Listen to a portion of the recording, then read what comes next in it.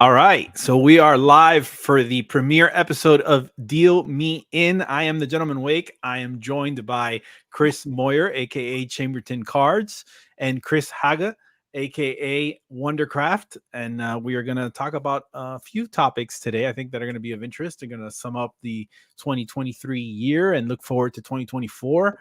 We're hoping that this is an ongoing content stream for you guys that we can bring to you regularly every couple of weeks. The content in this particular stream will also be available as standalone clips on the channel, so you guys can reference those whenever possible. Let's check in with everybody for a little bit and see what they've been up to. Chris Moyer, why don't you tell us what you've been up to? Yeah, I mean, what a crazy and awesome year it's been in 2023. Amount of great decks, all of the awesome photography I've been able to do and be a part of for a lot of those. So just right now trying to wrap up all the projects for the end of the year and get ready for what's in store right around the corner with the new year. CH, what about you? Yeah, same thing. 2023 was a busy year. I'll tell you, we finished our Wonder series in 2023 with the Emerald Wonders. We've started a lot of new projects that you'll hear about in 2024 and 2025. But in the here and now, we're wrapping up the holidays. Just had family leave today. We're getting ready for the new year. Great. We got some people already in the chat there. Kenny, what's up? Good to see you. Kenny's a big follower and just a big supporter of everything we've been doing we've done over here at TGW. So that's really cool. 43rd Wizard. Hello. Welcome to the chat here. So, all right. So what we've done is we've taken 5 topics that we really kind of want to broach in this episode, and we're each going to give, we're going to talk a little bit about what we feel regarding each topic, and you'll see the topics come up on the bottom of the screen, and we'll give our opinions, and we'll kind of go in order. And then if anybody has any comments or chats or suggestions at the very end, we'll kind of go through that for each subject matter, so to speak. So the first thing that we're going to hit today is the state of the playing cards market in 2024. We know that 2023 in particular has been kind of an up and down year. And it's curious to discuss what we think the future holds for playing cards in particular. So actually, let's start with CH. CH, why don't you give us why and what you think the general state of the playing cards market in 2024 looks like, why you think that might be, and what you expect moving forward. All right. Yeah, I'll be glad to talk about that. So I have to get used to CH first of all. Yeah. Yes. Well, the reason I'm doing that, just to let everybody know at home, is because we've got 2 Chris's in the chat here, so it's kind of gets a little confusing, and also don't want to sound rude. I'm like Moyer and Hage, so I'm like, I just think CH and CM make more sense. We'll go with it. Yeah. Yeah. So I think in 2023, I think we're really hit by sort of bigger issues, in the economy, with the playing card market in general, high inflation in the U.S. and worldwide, really. And if you go back into 2021 and 2022, I think we saw really an anomaly in collectibles and playing cards in general. I mean, prices for collectibles are really sky high. You go, 2021 or 2022, I can't remember the year. A Mickey Mantle baseball card sold for, $12 million, right? Yeah. The highest dollar value of any a baseball card in history, right? And I think we saw the same kind of things in playing cards, right? Very high, yielding projects. And that slowed down in 2023. And not very many really high yielding projects. I think a lot of that is really because of the economy. I think the saturation of playing cards in the market hurt, from some perspectives. But I think we look forward in 2024 where you see some positive things from the economy. Hopefully in the U.S., some inflation numbers are going down. We're at about 3% inflation now, so that's great. So hopefully people will be willing to splurge on some playing cards. And the other thing is, I don't know that we'll see as many playing cards in Kickstarter. because it became very difficult for first-time creators to produce decks. Yeah. So that's kind of how I see things. I'm very optimistic about 2024. I think it's going to be a great year for cards. There's a lot of great stuff, I know that's coming out. I think some positive things are happening in the market too. So, right. Yeah, I think that's probably accurate. CM, you want to chime in? Yeah, absolutely. I mean, for me, like I just think about like almost my like personal journey when it comes to playing cards. I got into the market and started collecting in 2020. We were in COVID lockdown. We had lots of money and things, like not a lot of things to do. So I started buying decks at that time, and it gave me a great outlet and creative thing to do with photography at the time. And back then I was buying like everything. It was like, oh, there's so many cool decks coming out all the time. And it was like, I had to have every single one. I think that's like a common thing, right? Like when you just get into the hobby, and your instinct is to like, oh, I'm going to buy everything that I see that I think could potentially be cool. For sure. Yeah. You start buying like all of the things. And then I think over time you start to realize like, what do I actually like? What am I really interested in? And you start to get more picky. And then you start to figure out like, hey, I don't need to buy everything. And then, the economy on top of that, I think people just like really got into it hot and heavy at that time. And we saw a ton of creators pushing things out throughout those years. And now it's like, like quality over quantity, I think is what we're going to start to see taking place. And that's my hope for 2024, is that like, we don't see just a ton of these like, total recolored campaigns, but we keep seeing more unique things. Like, hey, I know that's a sore subject for some people, but it's one of those things where it's like, I think we want to see quality over quantity at this point in the market, and I think a lot of the collectors are just being more picky right now. Plus, I think we've seen a lot of people not fulfill either their campaigns completely or to the extent that they said they were going to. So some people have been burnt a little bit on that as well. Yeah, Canadian. I'm sorry about that. I butchered your screen name, but inevitable crossroads of card collecting, becoming ridiculously more picky, and eschewing of the T Theory 11 and gravitation towards Oath. I think that he's kind of describing the traditional kind of pathway of the playing card collector, right? Where you come into the hobby and you are overwhelmed with options and everything looks really, really cool. And you just want to collect. And you're not really putting any thought or curation into the collection. You're not really thinking like, hey, what I want to do is I want to focus on decks that are, traditional court cards with embellishments, or I want something that's completely atypical. I want to do typography decks, or I want to do, and you really hone in what your tastes are. And I think, you eventually start to kind of get rid of the fluff, right? In this case, he's mentioning Theory 11 in favor of going towards Oath, which is kind of like a natural progression, right? Because Theory 11 is like, you think Theory 11 is fancy, and then you find out Oath playing cards exists, right? And then it's like, holy crap, this is real fancy. This is like really real elegance, right? Not that Theory 11 doesn't still have some shiners that come through as well. Right. No, absolutely. And I think that's definitely true. But when it comes to, the market, obviously we had a rough 2023 was rough. And going back to even 2022 was rough with the successor campaign.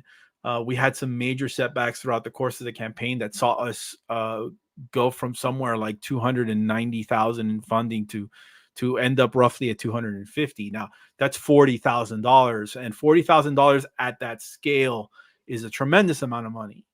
So that was a real big hit. And I think some people came back in post campaign, funding and surveys and all that stuff. And they came back and they bought the decks when they came out on the website and all that stuff. But it was really a shock to the system a little bit. And it was the beginning, right? I think the successor came out, the campaign was launched just as the stock market was crashing.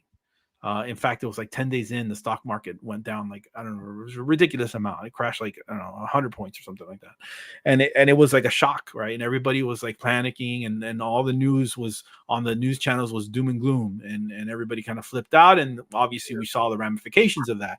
Fast forward to this year, and I did the Beetlebags campaign, and it was the lowest grossing Kickstarter campaign that I'd ever done. And I don't think, obviously there are other factors always, like, for one thing, I hadn't been making as many videos as I had been previously making. And obviously that has an effect on recognition, on awareness. And that's a big factor in the process.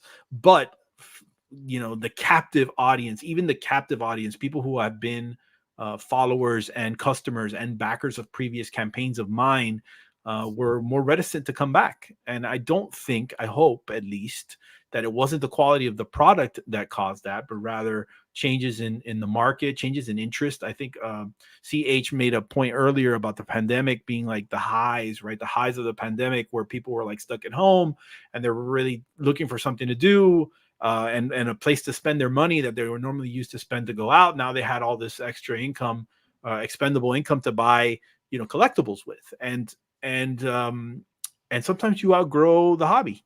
I think that happens for some people, or it evolves, just like the comment earlier that we had up indicates, like your taste evolve and you change, and your money becomes limited, and you look for more specific ways to use it. And I think so. Yep. We've seen that a little bit. So yeah, I really am hopeful that I think the campaigns moving forward will again increase in volume and quantity and funding goals and whatnot. But there definitely was a time when there was a little bit too much going on, too many options, a lot of smaller, like Chris H mentioned, a lot of smaller smaller creators who maybe wanted to jump on the bandwagon.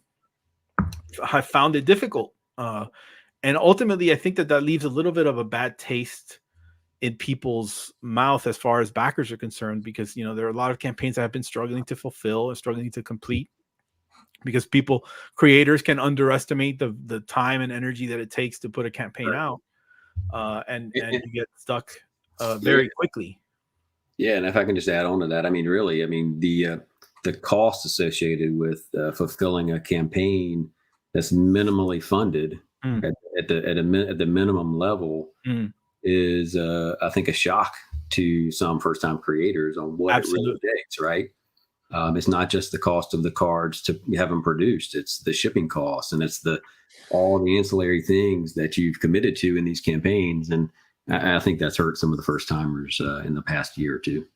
Yeah. So guys at home, anybody watching, feel free to share your opinions as, what your hopes and your desires, and maybe also tell us why you maybe cut back a little bit in the comments below, why you maybe cut back a little bit in your collecting this year, or did you get more specific about your collection? Did you get a little bit more, selective with what you were gonna collect and whatnot? So let us know in the comment below, and we can talk a little bit more about this in a future episode. All right, excellent. That was good stuff. We're gonna move on now to our second topic, which I think is an interesting one, because I think in some ways we touched on a few things that kind of can be irritating about playing cards projects, and I think everyone has their pet peeves that they have regarding things that they wish were a little bit different, and some can be as small as, hey, I just wish nobody would reuse court cards, to big things like, campaigns that don't fulfill. So in this segment, we're actually going to talk about the biggest pet peeves that we have regarding playing cards projects. And I'm going to start off with Chris M. Chris M., why don't you give us your pet peeves? Yeah, I think you definitely alluded to one of mine, and that is just repeated courts. So there's nothing worse to me than, like, you get excited about a deck, and, unfortunately Theory 11 is my example here, where I saw a deck that looked very cool to me, the Extinct Animals deck that came out earlier this year. It had a great artistic style from it. It was a collaboration, and I was like, oh, the art on this looks great. And I ordered it, and from the website, I couldn't tell that, like, literally, like, every queen was exactly the same, Oh, just no. recolored. Where it's like, Yeah. hold on, you have this amazing art and you're just gonna recolor the same court like over and over again. Like, I was excited for this deck and then just totally let down from that. So please, if you're gonna make a custom deck, like, put the time and effort into making the courts custom across all of them, please. Thank you.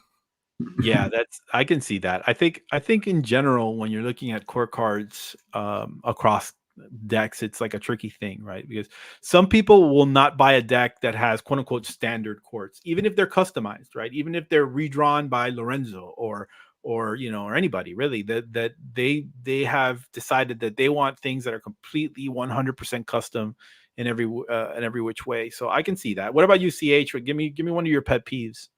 Yeah, if I could hit on just one. Oh, you can talk to me about any. I'll talk to you about a couple. So All we did a playing card collector survey earlier this year, and got a lot of great feedback from card collectors. Almost 200 respondents to the survey. And to your earlier point, the number one requested feature of a deck of cards is our custom courts. Right. And that's number one on the list. And the number one pet peeve of our survey respondents, and for me too, are overinflated prices of decks. And it's there are lots of reasons to price decks certain ways, and but I mean, there are some decks that are on the market right now that go for $25, and there's no foil. There's it's pretty standard quartz, not a really nice tuck box, and that's a pet peeve of mine. And I would say what was that, Omar? No, Chris said that he totally agrees with you. Oh yeah, 100%. And I say that in the third one, I'll point out is really as a creator. And I know, Omar, we talked about this a little bit, and you referenced the $40,000 swing in your campaign.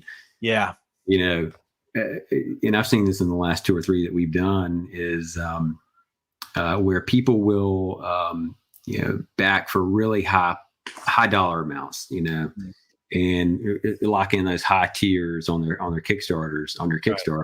Right. And then they don't pay. When it comes time to pay, and they don't respond to messages, or they don't, and they're repeat offenders. And it's a really bad trend where people are doing that. That's a huge pet peeve of mine as a creator. Oh, here's an interesting point. Disenchanted says, mine are the paywalled variants, like in Beetlebacks. I like to get the gilded black variant, but I have to get it as an add-on only. So annoying, I almost didn't back at all. Look, I think, and earlier, CH, you alluded to something that's true. The sense that there are always kind of steps to the process, and we're talking about, like, how creators don't understand how expensive it can be to produce a project, and when you are in the process of creating a campaign, you have to be very careful about doing things in the right order. And now, as a veteran of 4 campaigns, I can tell you unequivocally that I am infinitely smarter about how I roll out a campaign than I was when I first started. I was very naive about the process. I just happened to get lucky that I was working with a designer in Lorenzo Gaggiotti that was very, very experienced, and he helped me in the process, and he helped steer me, like, from making these massive mistakes. But you can get underwater really fast if you're not careful. So one of the reasons certain decks become paywalled, I can speak to this specifically, is because you need to be able to pay for the other ones before you can unlock the features of one of the paywalled decks. So in the particular case that Disenchanted is mentioning, it's we did a Beetlebacks campaign recently. One of the decks was the black and gold edition, and then we had a gold tuck edition that was the same cards but gilded, and we wanted to make sure that we could afford to print the black and gold editions before we can gild them. because otherwise it becomes very problematic if your numbers are not correct and you have to do things in a specific order. But I understand that, and you are absolutely 100% entitled to feel the way that you do.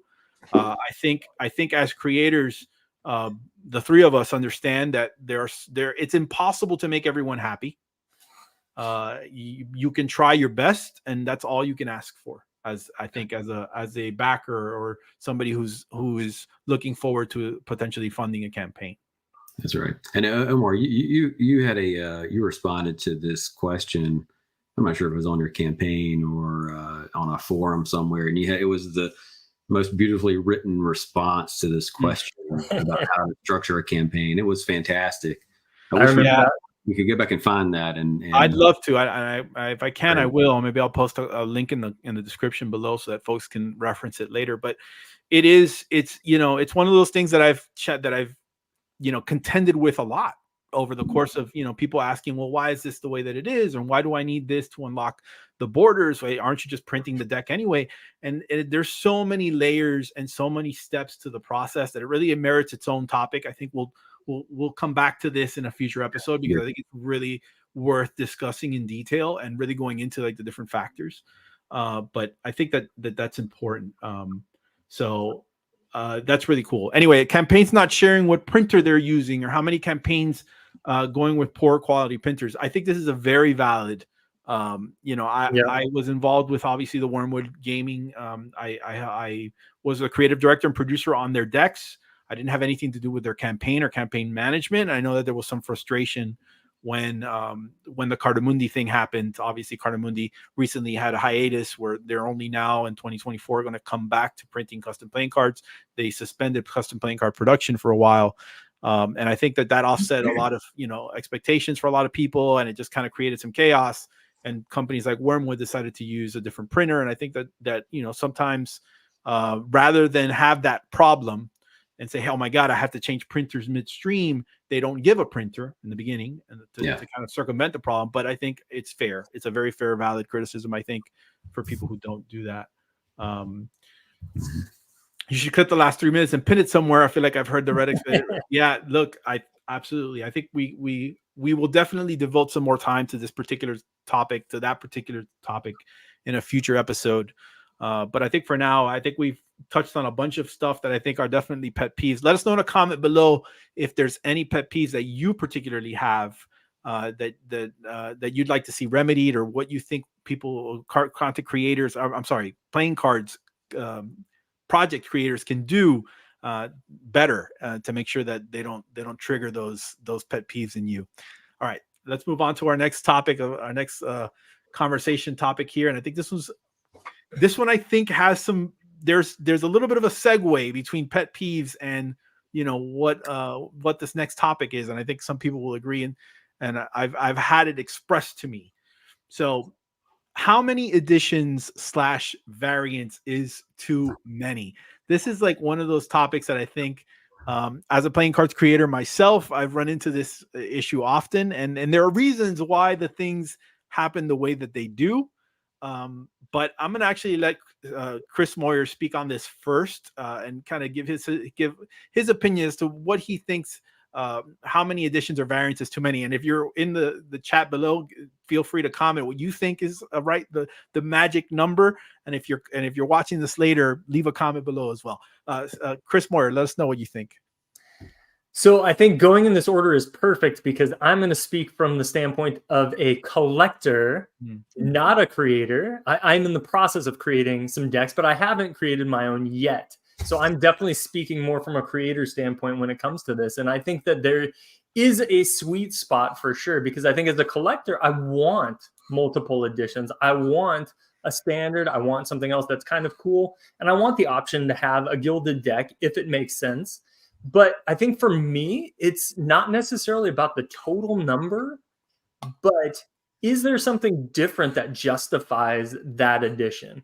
Is it just another color, or is there something distinctly memorable about it, or an exclusivity thing about it, or something that sets it apart from the rest of them, where it's like, we have so many cool ideas with what we're putting together with some of these things that it's like, we want to do them all, but you've got to cool down and like do what makes sense. Because I've seen some campaigns where it's like, let's throw a holo edition in there just for the sake of a holo edition, and it's like, no, Yeah. Once again, makes sense with holo. That's another pet peeve for I'm sure. feeling personally attacked. I'm going to be good at this, I think. Later, Omar. Attacking both of you guys.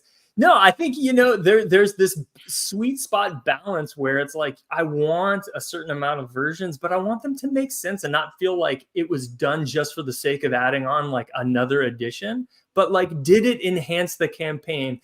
Did it make a set like feel cohesive? Omar, I think what you've done a great job with, and here I'll defend you and you'll probably love this for now, is the sheer fact that carry on. Yes, absolutely. Is the sheer fact that you've had consistency across your campaigns now. We know that we can always count on a certain amount of colors. We know that we can count on a dynasty deck. We know we can count on a prism deck. And so there's consistency now, which I feel like makes sense to me to carry throughout. And you've done it where it's like, okay, well, this part of the series is gilded, or this part of the series has different borders or things. And like with the black border on Beetlebacks, like it made sense. It was distinctly different. And it's like, I would hate to not have that version available. It didn't feel like another extra version to me. It felt like this great idea that set those apart. And it's like, I would want both. You know what I mean? So I feel like it's all about finding that balance of doing things that make sense and giving me a set that like feels good as a cohesive unit. I don't want to just chase it just for completionist's sake. Right. I agree with you. I tend to agree with you. I think obviously, you know, and CH, I'll let you chime in a second, but I think setting expectations is important, you know, and how in part how you set expectations is through example. You know, like I had, you know, with Parlor, we did 4 decks. With Tempest, we added, well, I mean, it was like 7 total by the time we were done because the campaign did so well, you know, that it was like a surprise to us. We just kept thinking, well, people want, it was right in the middle of a pandemic.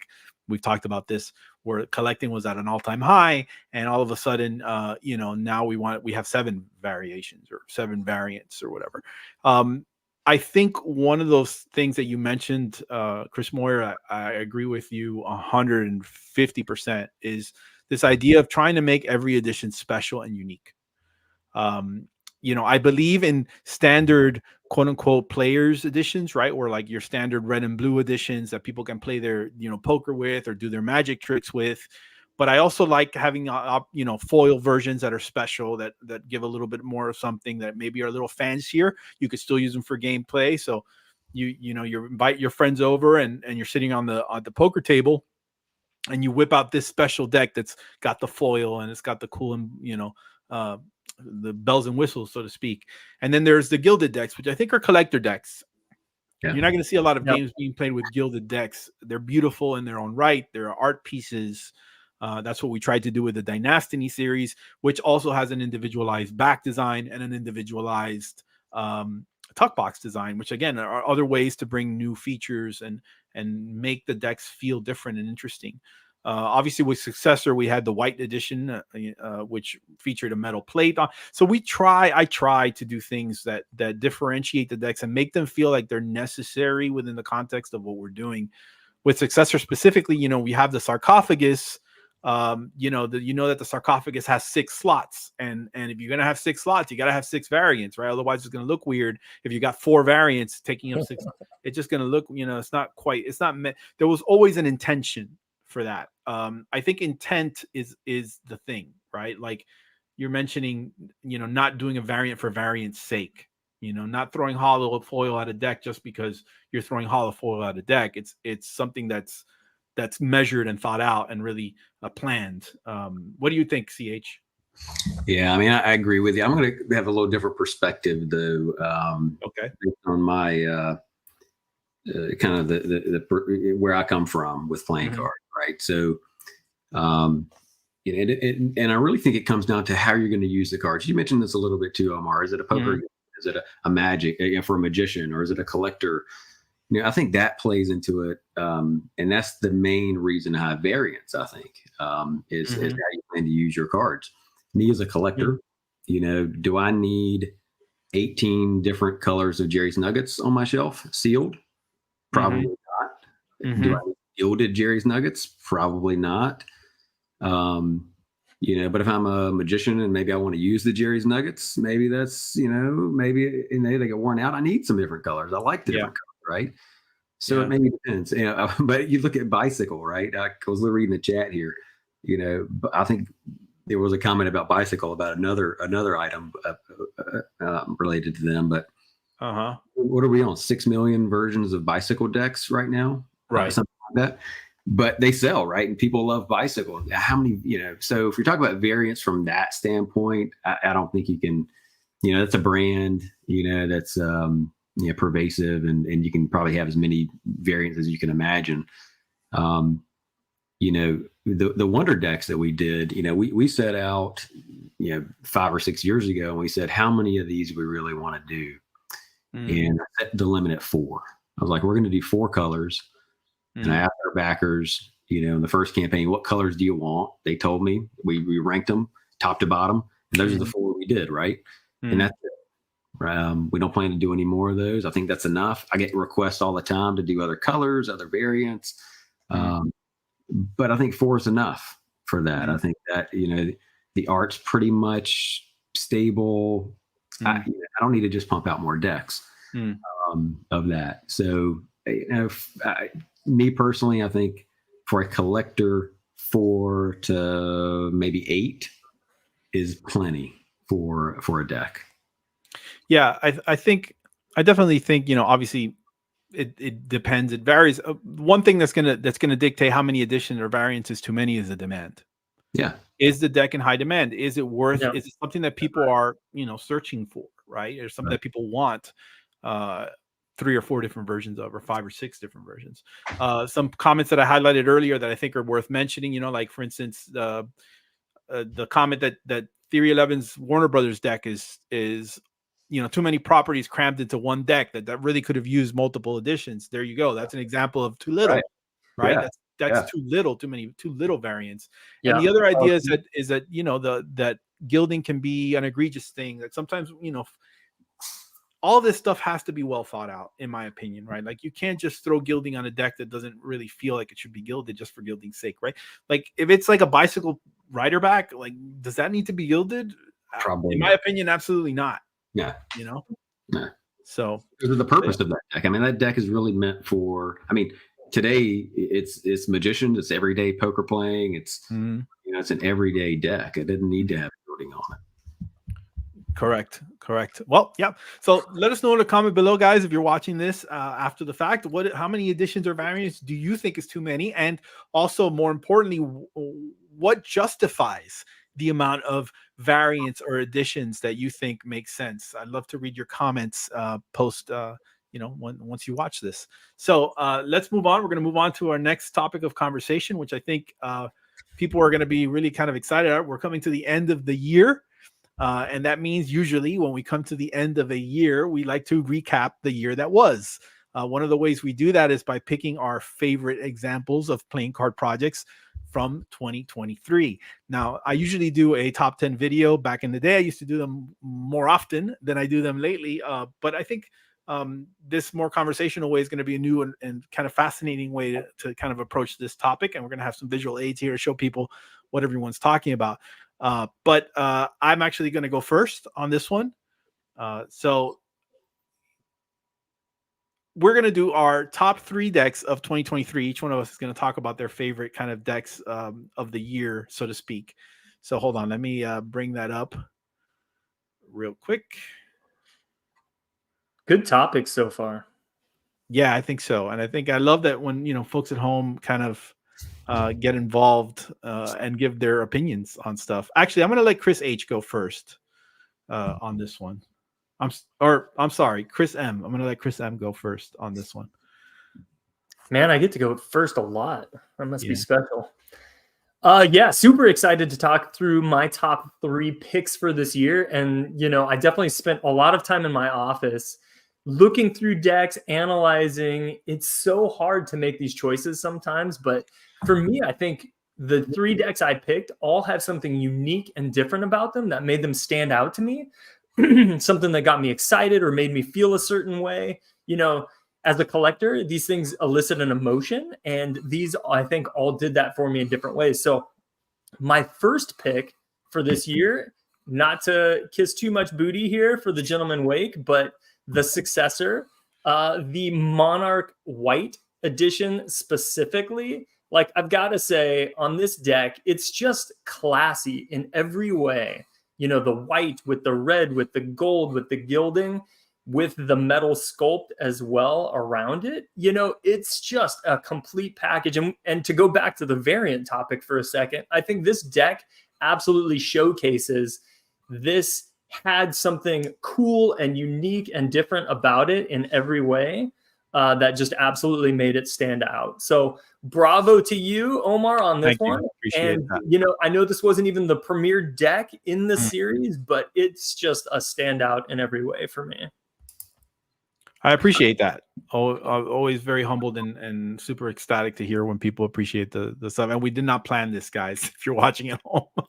I should also give a special shout out for Kevin Cantrell, who also did an amazing job on the artwork and design throughout. Like, Kevin, Absolutely. awesome job. Next up for me, you know, is someone who I am definitely a fond collector of, and that is Third Way Industries, Giovanni, the Phantasma deck. So this is one that I think is unique and different, and I think goes a lot of different ways for different people. But in my opinion, this is the best use of blacklight I have ever seen in a deck. So you've got multiple editions that all make sense to me, but in this one, all of the cards were blank without a blacklight. And for me, that takes a lot of guts to put out a deck like that. But as you can see in the picture that's showing here now, even multiple colors of blacklight showcased Very throughout cool.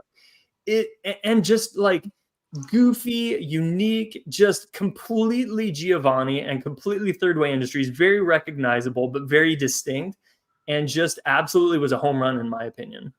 Yeah, and you know, Gio's been kind of flirting with UV reactive inks for a while. He did back in the day. It was almost I remember he telling me it was an accident when he discovered that Lunatica that glowed in the dark, because, you know, he wanted very specific Pantone colors for the yellow and the orange that he used on those decks, and it was like this surprise to him that they were UV reactive.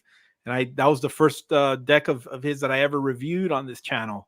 And I did this whole bit with the UV, and it looks so impressive when you see it kind of shining and bright, and it's just very eye-catching. And this is like, okay, he took that idea and he kind of ran with it. Like, what can I do that's different or special, and really bring it and make it my own, you know? And he did a fantastic job with this. Yeah, 100%. It's definitely one of those decks too that it's like when people come and look at my collection, I'm like, hey, check this one out. Yeah, very cool. And then my final pick for 2023 is a deck that is a new version of a deck that was previously out, and that's the 17th Kingdom Avant-Garde Edition. I think what Lorenzo did here with changing the color and then adding the red edge to the deck just absolutely took already a cool concept with the cutout, with the unique shape, with the amazing artwork, and then just elevated it even further. And that's something difficult to do. He already had a home run and then just took it and in my opinion, made this one even more spectacular. So 17th Kingdom Avant-Garde as well. So I'm curious, and this is interesting. Maybe I just discovered something about you. The decks that you picked all had some kind of innovative feature about them. The successor having the metal plate and the slipcase, the UV reactive inks, and the shape of the 17th Kingdom. Is there a reason why you think that? Is that because that excites you? Like, hey, here's a medium that exists and it's existed for millions of years or hundreds of years at the very least, not millions, but hundreds of years, maybe even thousands, and it's still surprising you? Is that what it is?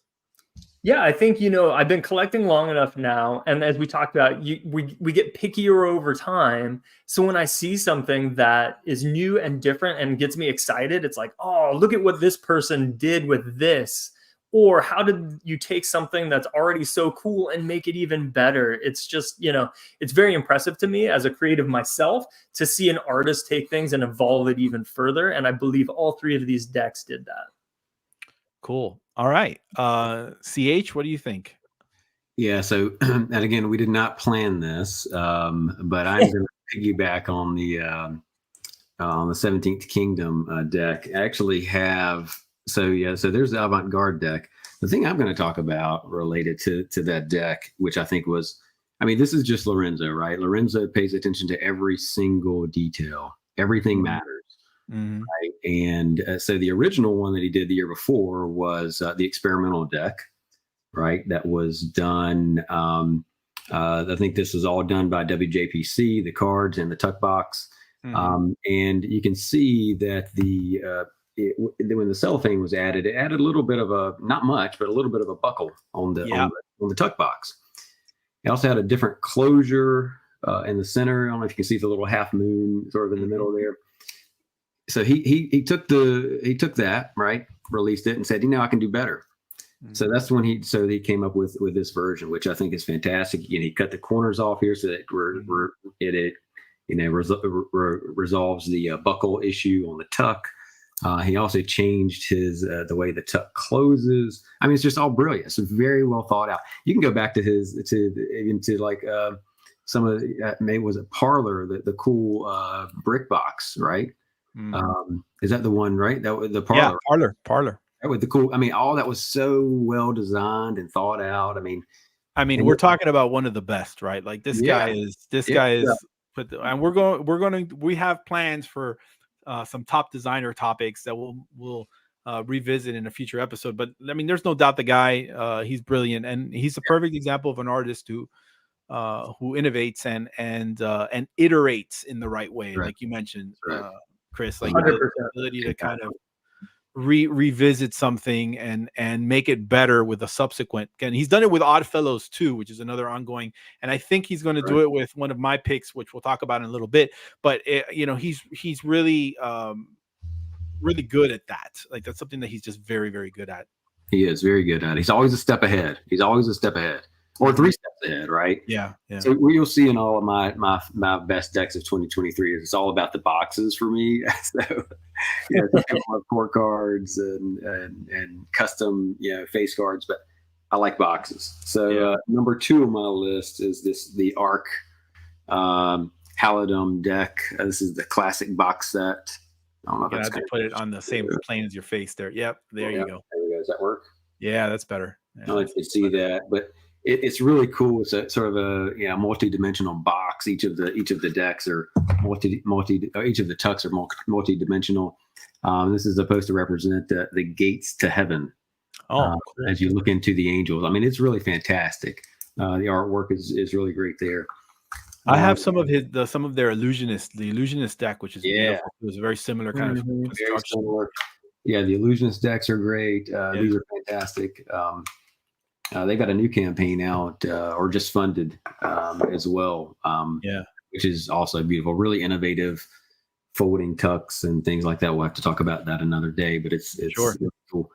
So then the last and third for 2023, and again, we didn't plan this, but I do have this sitting next to me, and it's pretty heavy. And it is this giant. The sarcophagus. It's all about the box, And I'll be honest with you, Omar, I was skeptical that you were going to be able to pull that off. I appreciate that. Very impressive. Thank you, man. You did, man. How much does this weigh?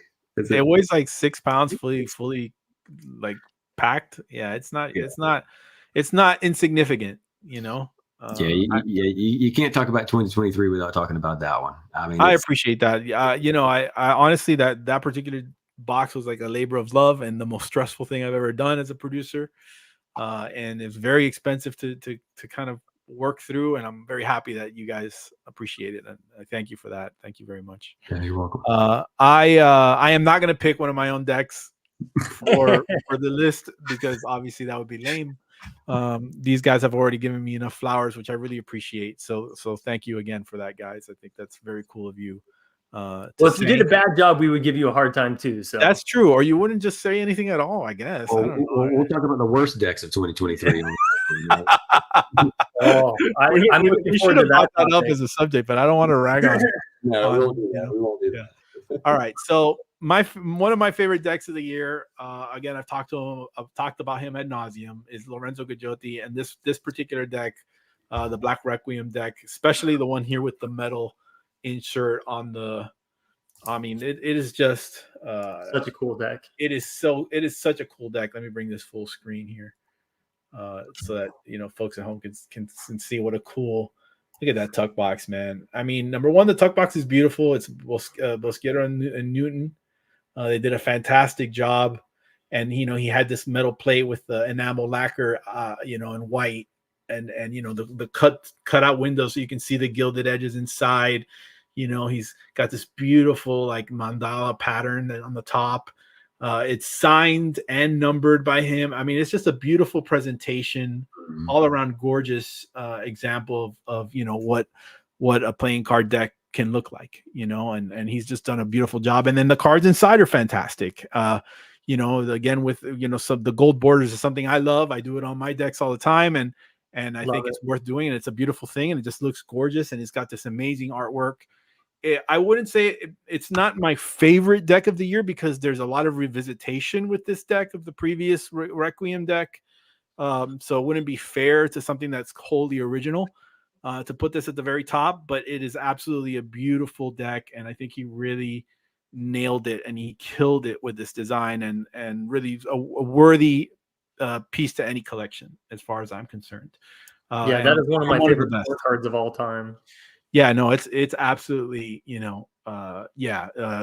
John saying Lorenzo doesn't miss. Yeah, he doesn't. He is just really good. And Kenny also agreeing, a lot of people agreeing with me because it's just hard to disagree with that, right? Like, he's awesome. Yeah. So that is definitely on my list. The other one is this deck. This deck is the Cross campaign, the Cross decks by an artist that I think is up and coming. Somebody who I really think is going to start getting people's attention, and that's Peter Voth. And Peter has done a really phenomenal job. I normally, obviously, religious themes kind of factor in a lot with playing cards. I don't particularly collect religiously themed decks. It's not something that I tend to gravitate towards. But I understand the traditional aspects of it, and obviously the monarchy and royalty have a lot of religious, undertones and whatnot. But he's done just a really interesting thing with this deck, where there's this combination of traditional and yet there's modern. You've got like Martin Luther King, being represented, but done in this kind of just beautiful, just illustrative way. He's done such a good job with this deck, and I am very impressed by what he gave me here with this deck. And I think people are going to start. We are going to start seeing a lot of decks by Peter Voth coming to light because he's just a very talented artist. He's from Germany, and he hasn't had a lot of decks to date, but he will very shortly. I think there's going to be an explosion of Peter Voth coming in. I think people are really going to start knowing that name as a household name. I believe all of the courts are martyrs. Yeah, that's amazing to me. Yeah, that's absolutely amazing to me. That's very, very cool. And just brilliant, just really well done. I have nothing ill to say about these. These are fantastic. All right. And then the last one on my list, here's another one. Just beautiful. Last one on my list, the Ace. They're all great. Last one on my list is Vivid Kingdoms. So Vivid Kingdoms is a deck by 1000. 1000 is a YouTuber and an artist, and there's so much to admire about 1000 and what he does as a creator.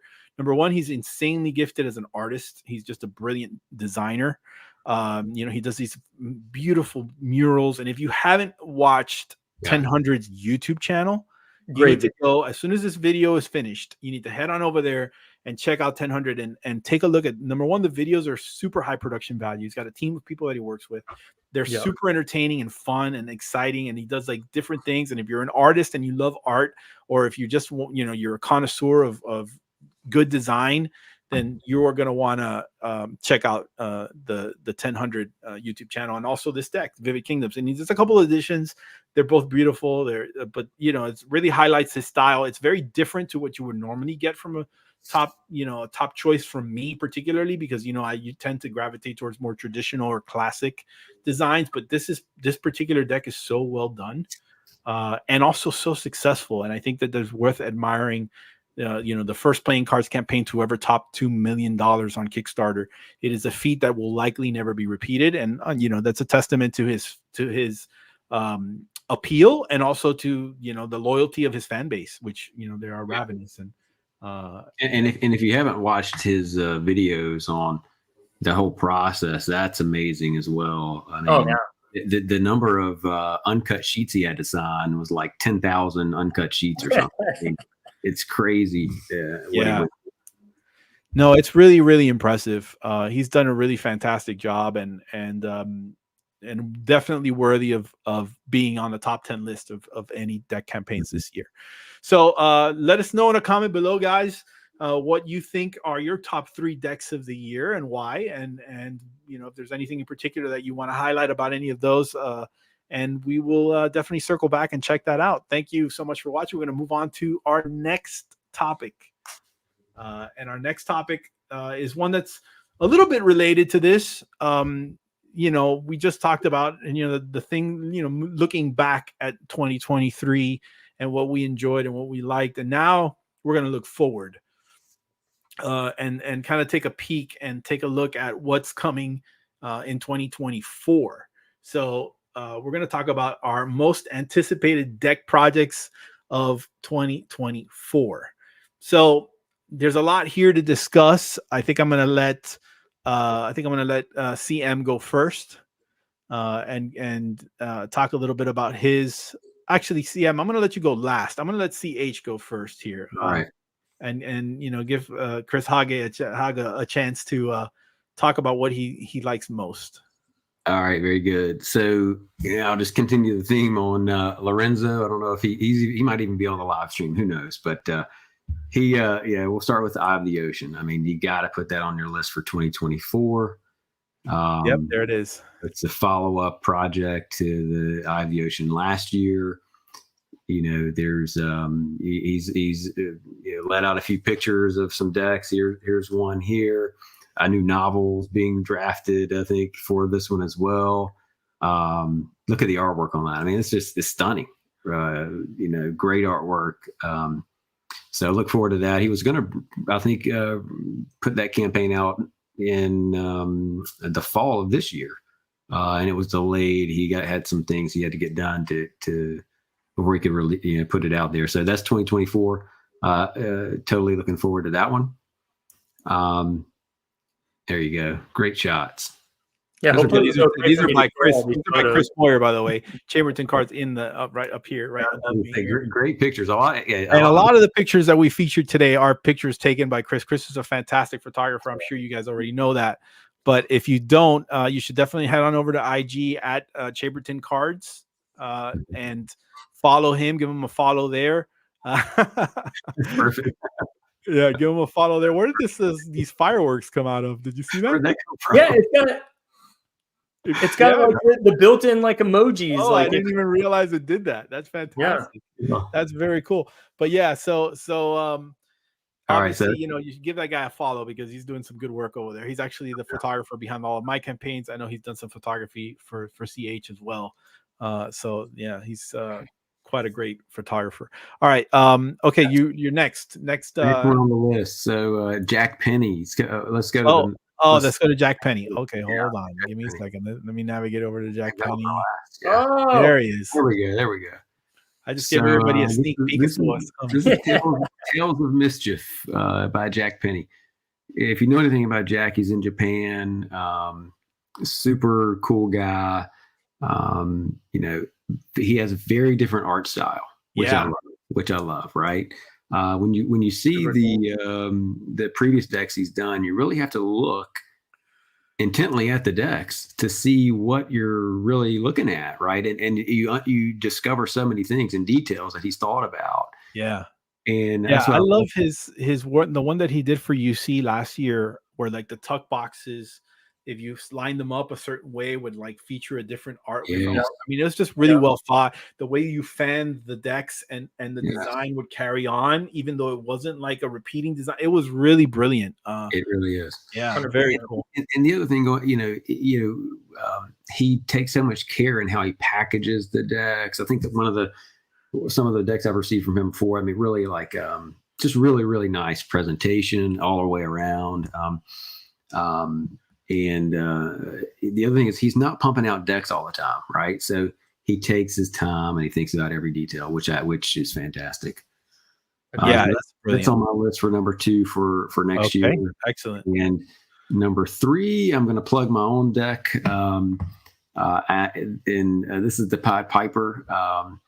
Designed by?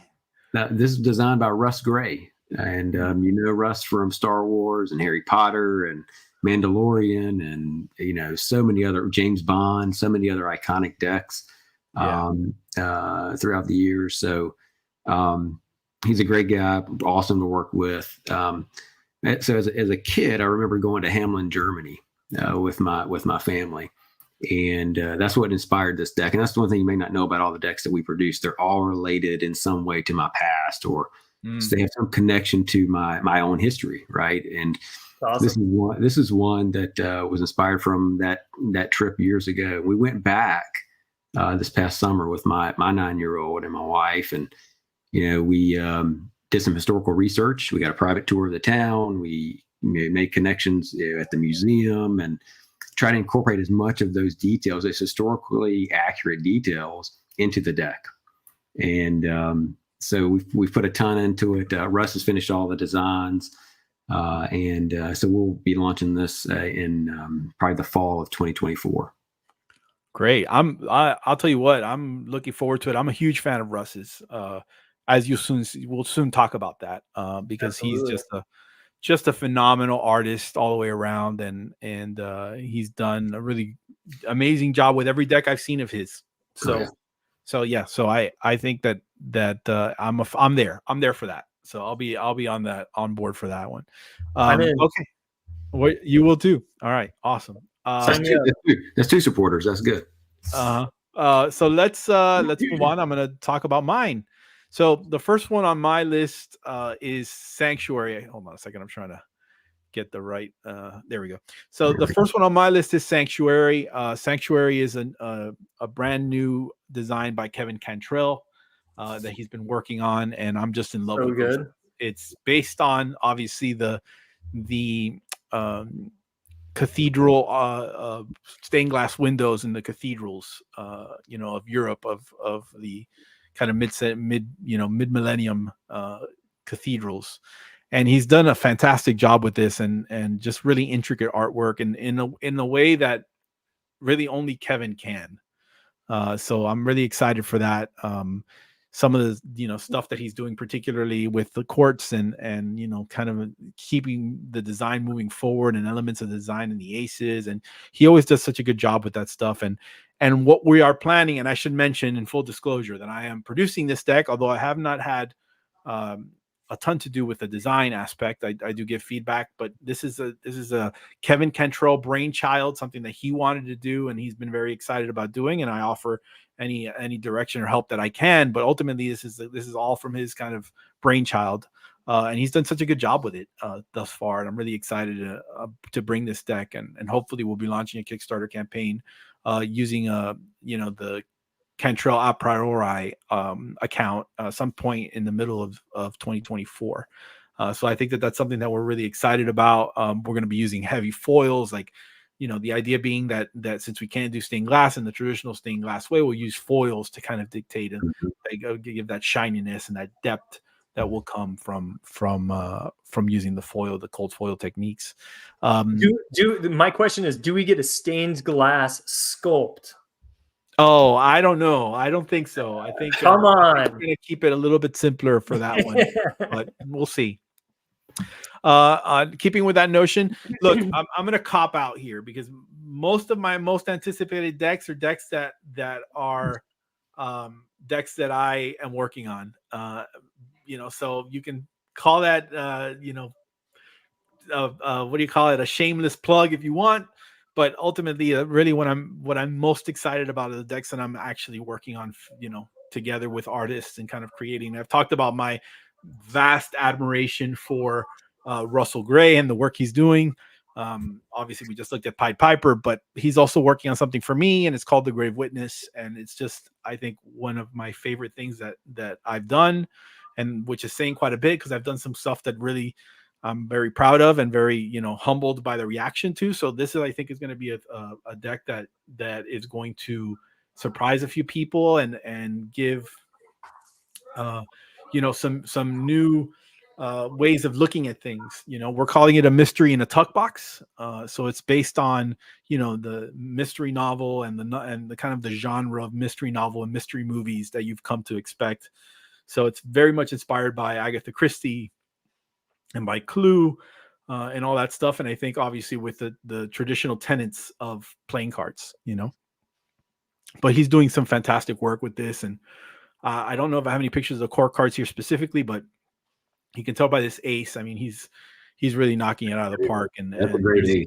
Yeah, there's some multiple editions. This particular one here is the Midnight Mystery edition, which will feature a complete puzzle that you can solve, that we've worked very, very hard on, that we've really, it's taken a better part of a year to put this together. So we're really excited, and hopefully this will be something that launches at the very end of 2024 after I've fulfilled the Beetlebacks, because this will be a tent pole Gentleman Wake release. This is he's done this fantastic interior artwork design that he did for the interior of the sleeve of the Midnight Mystery edition. So it's something that I'm really excited about, and I think it's going to be fantastic when it's ready. The Dynasty edition, obviously, we've got to have a Dynasty edition.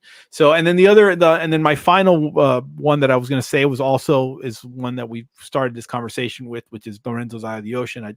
I just think, he's done such an amazing job with everything he's done.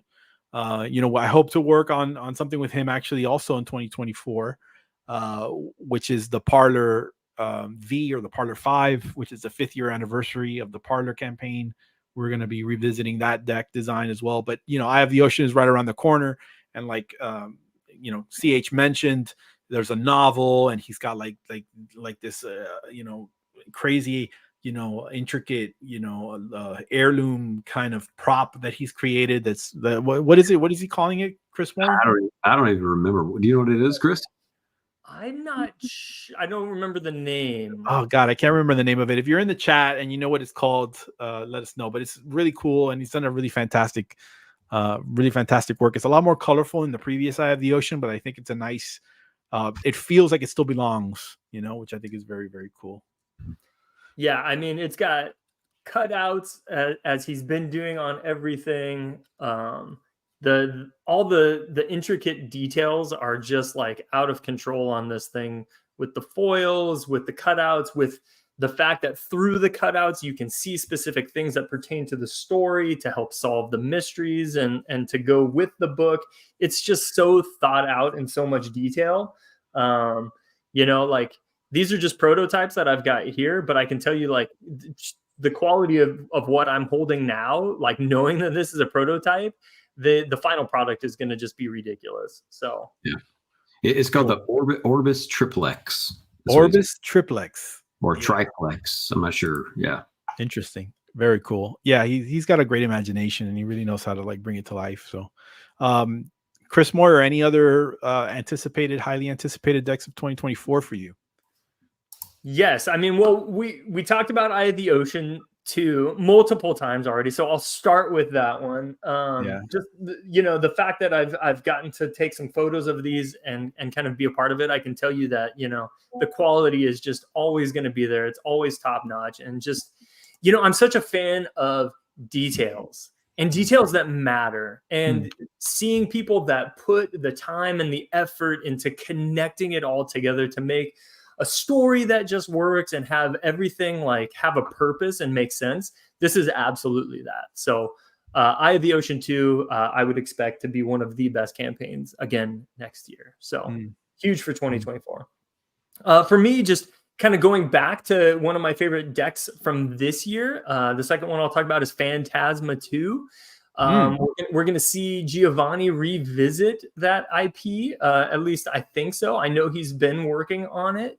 But I'm just super curious and can't wait to see what he does to take an already innovative deck and take it to the next level. I'm sure we'll see some unique things that his imagination will come up with. So I'm super looking forward to seeing, what else we have in store with Phantasma. Justin just brought up something that I think Justin, you are a spoiler. What a segue.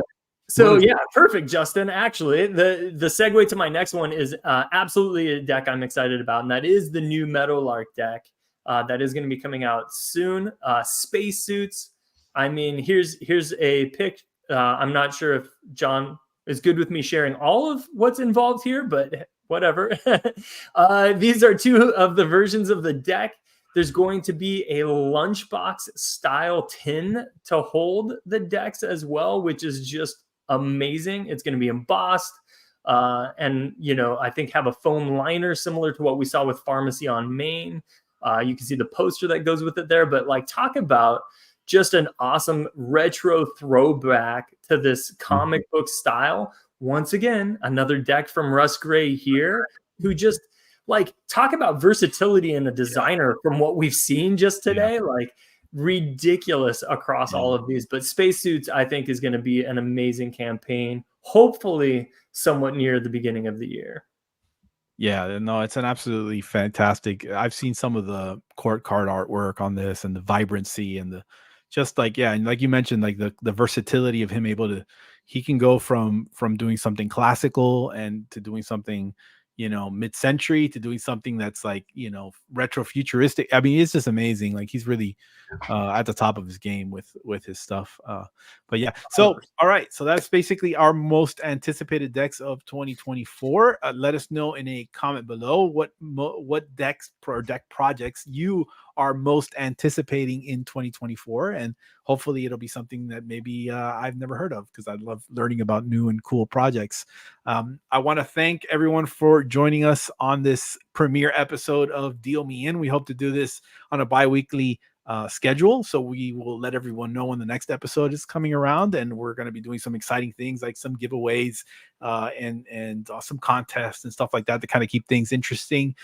We really appreciate any feedback. If you guys enjoyed sitting with us for the last hour and discussing all of these topics, and let us know what topics you want to see discussed on this show. I think that's very valid, and we'd love to hear from you on how we can make this a better experience.